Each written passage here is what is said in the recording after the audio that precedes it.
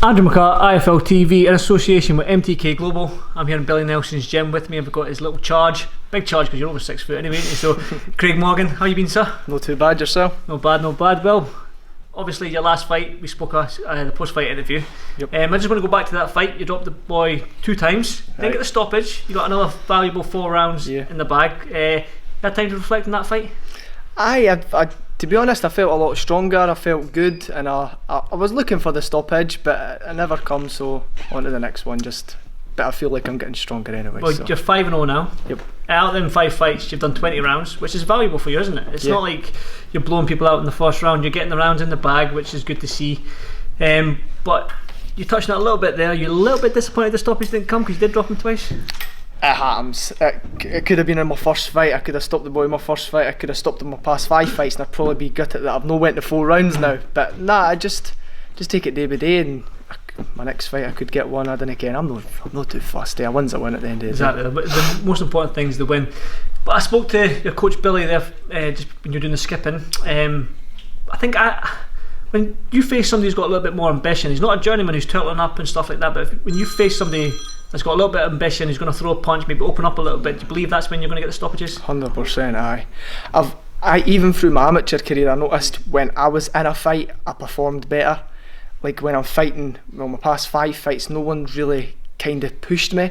I've caught them with that shot in the first 20-30 seconds and they've just ran, and I don't really like that. I've had the tough past 2 opponents, but that's just what you have to deal with, tough journeymen, and you're not going to stop them all. You might not even stop any of them, like myself, but it's all about hurting them. If you can hurt them in the early rounds so they didn't come near you the next 4, however many you're fighting, then that's a win in its own eyes. So obviously you're 5-0, you've done the 4 rounds. Are you still going through the 4 rounds? Are you hoping for a 6 rounder? I think I've got one more 4 round, then we'll maybe try and look for a 6. That's when you're going to knock them out. I'm joking. The longer the better. The thing is as well, like, you're a featherweight, super featherweight. I mean, I've touched on this many times, but it's quite. I watched you do the skipping there, and I was like, do you ever put weight on? I mean, your last fight was over a month ago, but you're still sort of like championship weight nearly. So sit just about 2 pounds over my weight all the time, but it's not like I don't eat. I eat loads, like ridiculously amounts of food, chocolate, absolutely everything, and I'll step on the scales the next morning and it's just, where's it went? I really didn't ken how it happens. It's my metabolism. And one end out the other? No, not really. No, really. And this side, chocolate and everything. Nah, I didn't ken, just a high metabolism, but obviously it's going to catch up with me sooner or later. But I'm not too fussed. I've got to ask as well, you're only 19 years old, you're 20 in a couple of months, is that right? 20th of September. 20th of September, so a couple of months you're 20 years old, so why turn pro at this stage? So, I mean, you were a good amateur, you were fighting in the Scotland team and all that, so what made you turn pro so young? Quite a lot of things, but I wouldn't like to get into it because it's just bringing up the past, and to be honest with you, it's not really about the past now, it's about what's to look forward to. There's a lot of things I could say. I didn't like the fact that in an amateur fight you could fight 3 rounds, you could win, you could get robbed, you could get a cut, and you get a well done. You're better doing it to better your life and not to, because you're better in your life in amateur, but like the home shows and that, I don't think you are. I know it's experience, but you're not really gaining that much out of it. You're gaining a well done, a couple well done on Facebooks and that, and that's about it.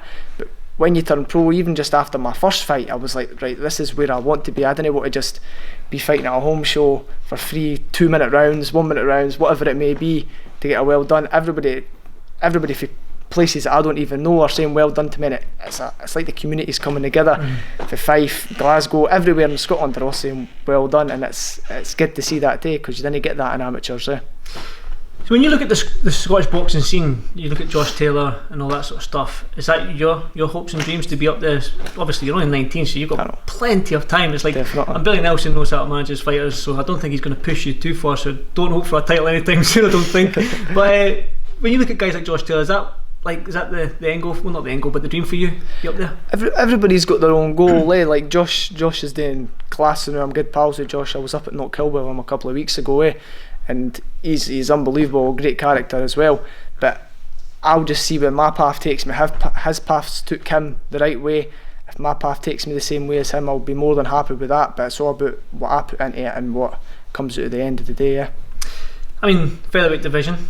That's what you're sitting in. I mean, people won't probably see on the camera, but you are. What you say? Are you 6 foot? I'm about like half an inch off it. I just say it. Round it up 6 foot. I'm 6 foot. So you're 6'1". You're very, very, very tall for a featherweight. I mean, when you look at the division, it's one of the probably most exciting divisions. Not just domestic. It's the smallest division for height. For height, aye. So you'll be punching down all the time. But domestically, it's one of the better divisions, and even globally, worldwide, it's one of the better divisions. Does that excite you? 100%, aye. It's, you know what it is, it should be other people getting excited too, because you don't know where I'm going to end up in weight category. Super middleweight. Yeah, you didn't ken. Somebody, Golovkin could be watching me the new wonder he could be my weight. Nah, but I don't know. It's just, I'll probably, when I'm about 21, that'll probably be my main weight. I still got a couple of years left, I'll see what happens, but for now I am featherweight, so just take it day by day with that. You got a fight date lined up? Is it 17th? 17th of August on the St Andrews card, so looking forward to that. Another 4-rounder under my belt before, after my holiday. I've got a holiday on the 25th of July, just in a week on Thursday. Where are you going? Tenerife, Hard Rock. Billy? No drinking?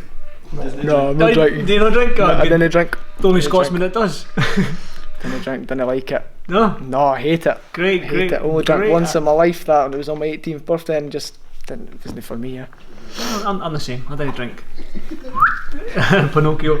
The last interview I done with you as well, you said that you're saving like your knockouts until you fight somebody decent. Is that still the goal? That still plays. That definitely still plays. And as soon as somebody comes to try and fight me as well, it's hard chasing a knockout. It's hard trying to run after somebody and knock somebody out.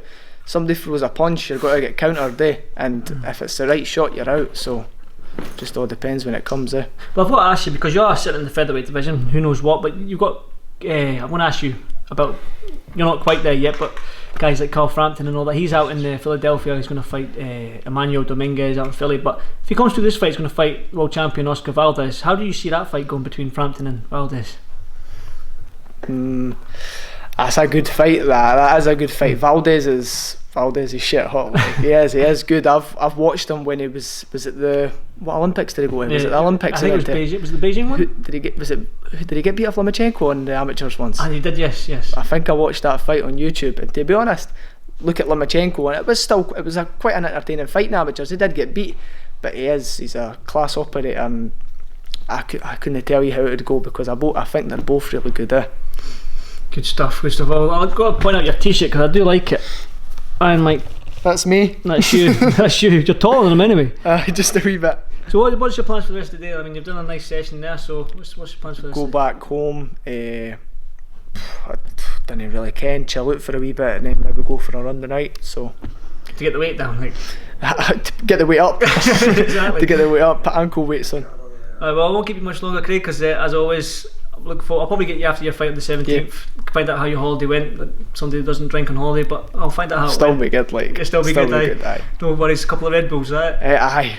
Good Red stuff. Bulls. As always, Craig, thanks for this 5Ft TV, and I'll catch up with you soon. See ya.